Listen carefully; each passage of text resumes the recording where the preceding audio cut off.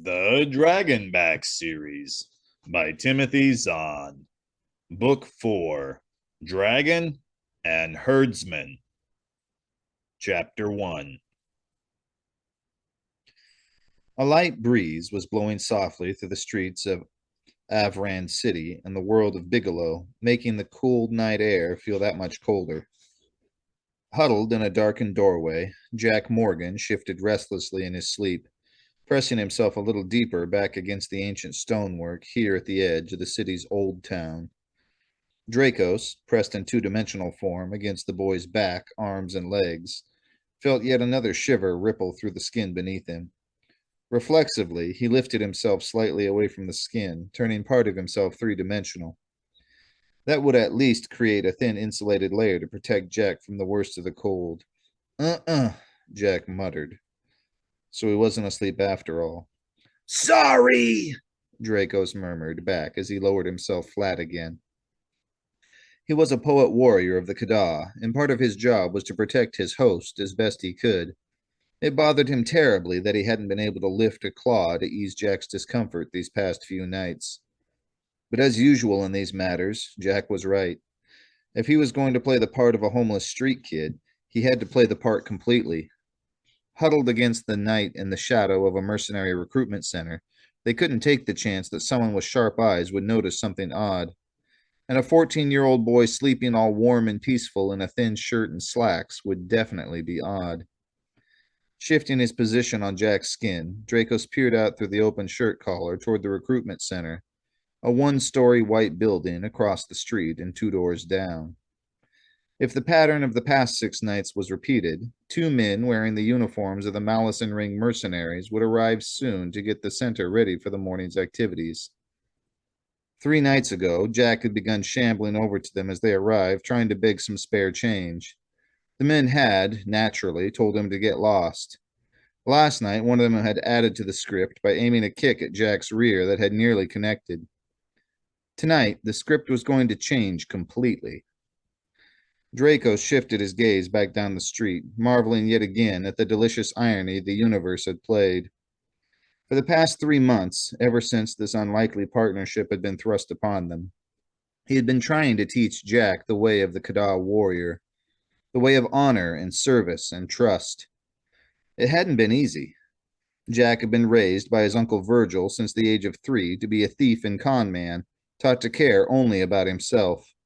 The concept that there were standards of right and wrong that didn't change with mood or situation was completely new to him. But Dracos had kept at it, showing in both word and deed that a true warrior tried always to do what was right, whether it gained him anything or not. Deep down, Dracos knew Jack had a good heart, but 11 years of habit were hard to break. Making it that much harder was the presence and influence of Uncle Verge, the shadow personality that Uncle Virgil had left imprinted on the SNA's computer before he died a year ago. Uncle Verge had the same me-first philosophy as the real Uncle Virgil, and he'd been fighting Dracos' efforts every step of the way. And then, even as Jack began making his first genuine progress in the Kada way of thought, the universe had handed them a gift. In the midst of Jack's ordeal as a slave on the planet Brumadum, a small and nearly forgotten act of mercy had unexpectedly paid off. It had paid off big. Now, at last, they had all the pieces of the puzzle. It was members of the Malison Ring mercenary group who had intercepted and destroyed Dracos' advance team of Kada and their symbiotic hosts, the Shanteen. They were working with the assistance and financial support of the powerful Brumgun Chakuk family, with the whole conspiracy under the direction of the renegade Arthur Neverland, once second in command of the mega corporation Braxton Universis. And lurking behind them all were the Valagu, the deadly enemies whom the Kada and Shanteen had left their homes to escape in the first place. Neverland wanted to destroy Cornelius Braxton and take over Braxton Universis. The Malison Ring and Chakuk family presumably wanted a share of the plunder from the approaching refugee ships. All of them wanted the Kada and Shanteen dead. And unless Dracos and Jack could find out where the refugee fleet was supposed to rendezvous and the now destroyed advance team, the Valaga and their allies were going to get their wish. In the distance, down the street, a pair of headlights winked into view. "Here we go," Jack said. "Uncle Verge?" "Ready at the shan, Jack lad," a computerized voice replied from the comm clip fastened out of sight beneath the boy's shirt collar. Uncle Verge didn't sound exactly happy, but he sounded much less frustrated than he had for most of the past 3 nights. He hadn't liked Jack signing up to be a soldier with the Wynyard's Edge mercenary group. He'd absolutely hated the boy's brief taste of slavery. This time, Jack was only going to have to be a thief. For him, that would be like a walk in the park. "Dracos?" Jack asked. Again, the Kadash shifted around on Jack's skin, slithering down his right leg. He touched the 2 items stuffed into the boy's sock, confirmed they were ready to grab and throw. "Set!" he said. "When I tap my toe," Jack reminded him, getting a little unsteadily to his feet. Maneuvering himself to where he could peek out from beneath the right leg cuff of Jack's slacks, Draco saw the approaching car come to a halt in front of the Mallison Ring office. Still moving like someone weak from hunger, Jack headed across the street. The 2 men saw him coming, of course. "Oh, great," Dracos heard one of them mutter. "Spare coins, mister?" Jack asked as he reached them. "Listen, kid." Inside his low boot, Jack tapped his toe. Lifting one front paw slightly from Jack's ankle, Dracos plucked the money clip from its hiding place inside Jack's sock. He flicked it outward from beneath the cuff, sending it to land in the grass beside the mercenary office door. "If you don't get out of my sight in the next 2 seconds..." "Holy..."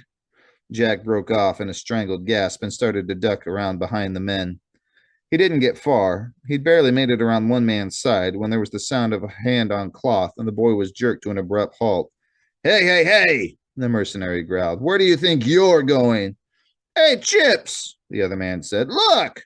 I saw it first," Jack snarled. And from the movement of his arms, Dracos could tell that he was beating his fists weakly against his captor's shoulder. "Get away! I saw it first!" "How much is in there?" Chips asked, ignoring both Jack's protest and his attack as he dragged the boy over to where the other man was examining the money clip. "Gotta be at least 300, the other said. "Make that 400. "It's mine," Jack insisted. "Come on, I saw it first." "Don't be ridiculous," Chip said severely. 400 as yours? Somebody's got to be missing this." "It's got an ID plate," the other man said. "Shouldn't be any trouble to get it back to its proper owner." Dracos felt a surge of disgust. There was no ID on the money clip, which meant the mercenaries had no intention of giving the lost money to anyone. A quiet 50-50 split, and they would go about their business with no feeling other than satisfaction over their unexpected bonus. "But I saw it first," Jack repeated plaintively. Shifting his stance, he moved his right leg right beside the door and tapped his toe. Again, lifting his front paw from Jack's skin, Dracos plucked the small, button-shaped sensor from inside Jack's sock.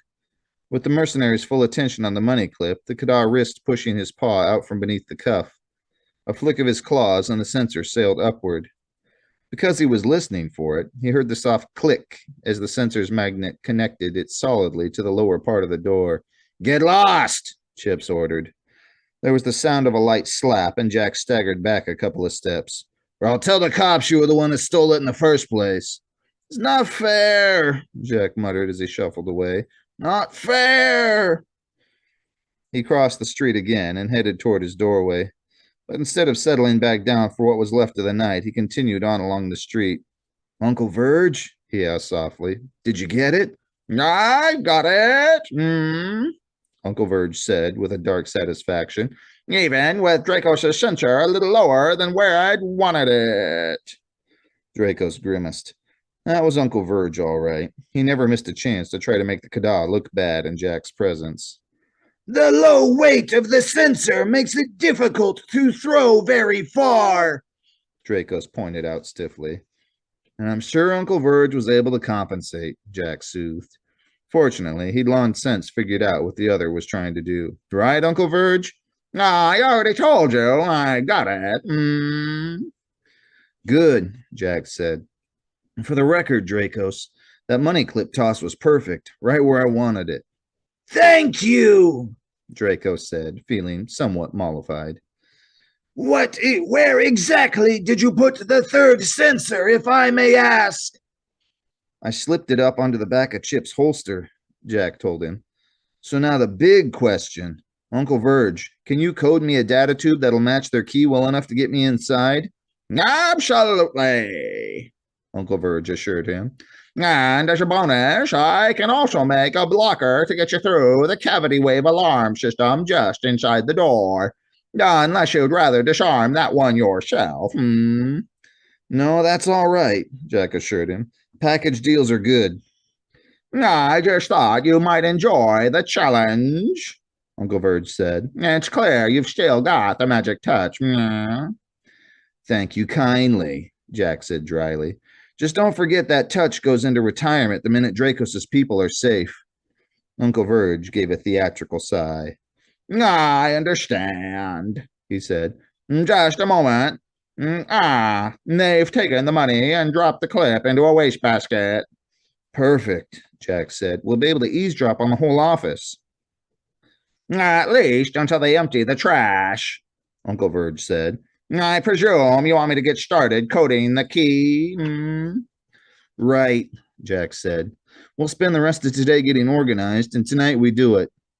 You make it sound so easy, Draco said. This time it will be, Jack assured him. That'll be a first, Uncle Verge muttered.